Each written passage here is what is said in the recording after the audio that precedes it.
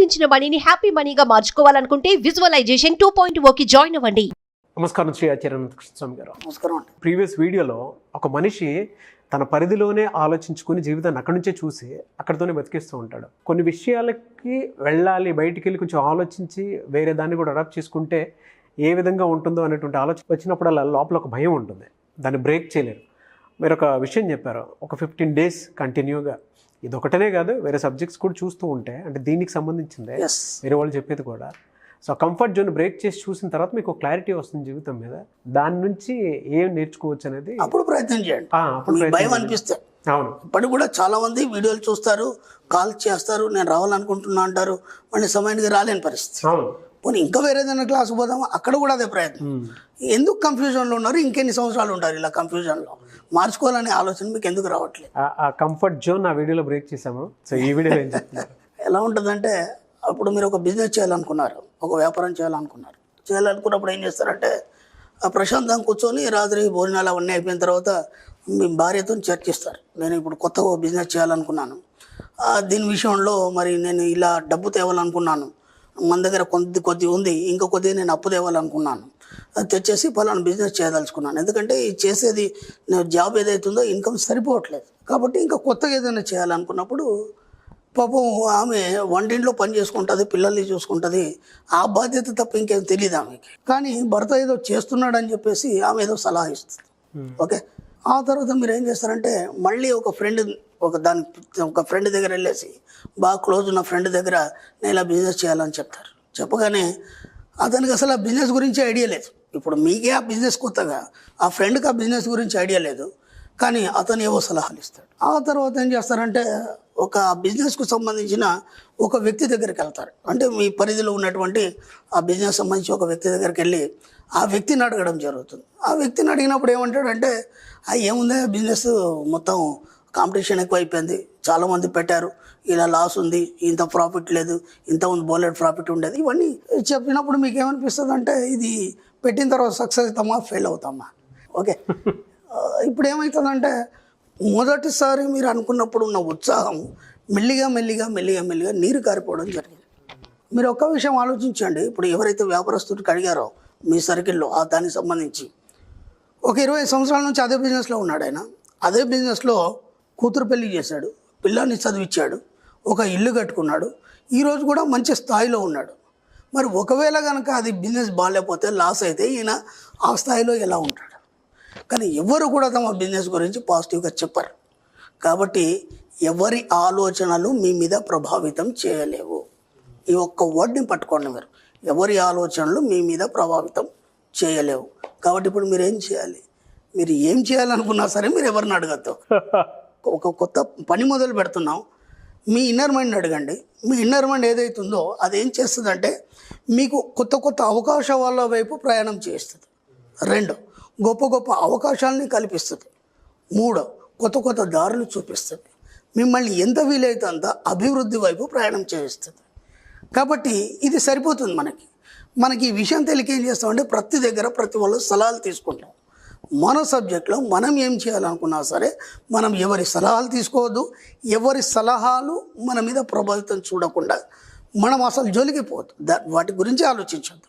లేకపోతే ఏమవుతుందంటే, ఒకవేళ కనుక కొద్దిగా మీరు అటువనుక డిపెండ్ అయ్యారు అనుకోండి, మీ ప్లానింగ్ అంతా ఫెయిల్ అయిపోతుంది. ఫెయిల్ అయిపోయి ఏమవుతుంది, అక్కడ మనిషి మీరు ఉంటారు, ఆలోచనలన్నీ వాళ్ళే ఉంటాయి.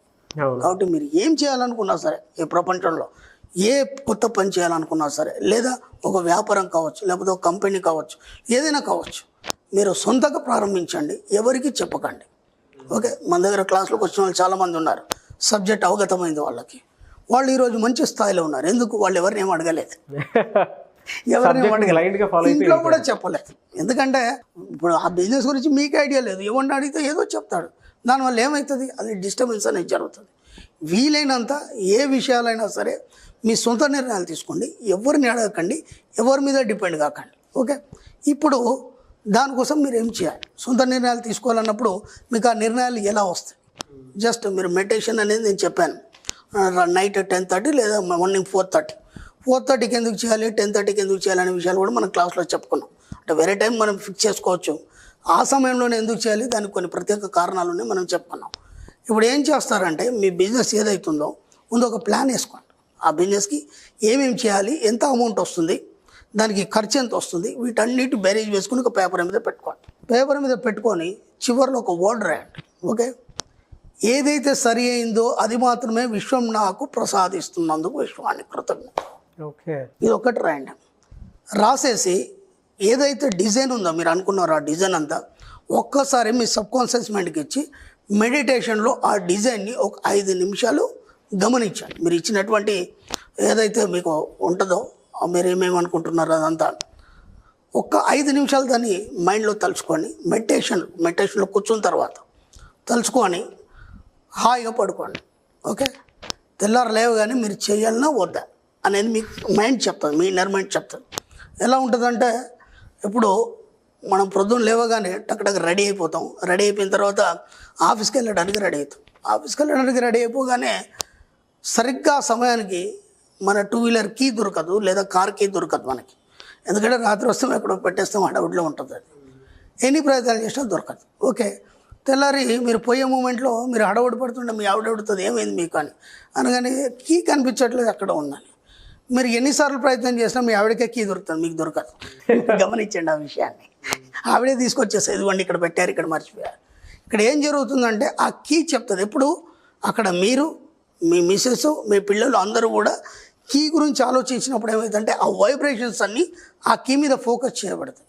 అప్పుడు ఆ కీలో ఉండేటువంటి ప్రాణశక్తి మిమ్మల్ని లాగుతుంది. లాగి నేను ఇక్కడ ఉన్నానని చెప్తుంది. ఎక్కువగా దానికి కనెక్ట్ అయి ఉండేది మీ ఆవిడే కాబట్టి ఆమెకే దొరుకుతుంది. అది మీకు అది ఆలోచన ఉండదు. అలా మీకు కావాల్సిన ప్రాజెక్ట్ ఏదైతుందో, దా బ్లూ ప్రింట్ ఏదైతుందో దాన్ని మీ సబ్కాన్షియస్ మైండ్కి ఇవ్వడం ద్వారా యాజ్ ఇట్ ఈస్గా మీకు ఏమేమి కావాలి, అది ఎంతవరకు సరైంది, ఎంతవరకు కరెక్ట్ కాదు అనే విషయం మీకే అవగతం అవుతుంది. కరెక్ట్ అనిపిస్తే దాన్ని ఫాలో అయిపోండి, కాదనుకుంటే వదిలిపెట్టేయండి, ఇంకో కొత్త ప్లాన్ తీసుకోండి.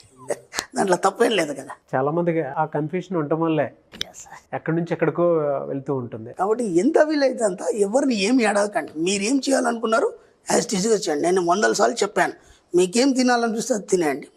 ఓకే, ఏం చేయాలనిపిస్తే అది చేసేయండి. ఇక్కడ 2 కండిషన్లు ఉన్నాయి మనకి.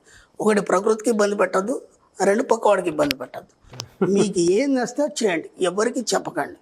మీ కోరికలన్నీ తీర్చేసుకోండి. ఎంత వీలైతే అంత మీ మనసులో ఏమేమి ఉన్నాయి అంటే ఒక పెద్ద ప్రాజెక్ట్ పెట్టాలని ఉంది, ఓ వ్యాపారం చేసేయండి. ఏమవుతుంది, పోతే ఓసారి లాస్ అవుతుంది వచ్చు, తర్వాత బెనిఫిట్ అవుతారు కదా, దాని నుంచి ఒక అనుభవం వస్తుంది, అందుకంటే ఏమవుతుంది.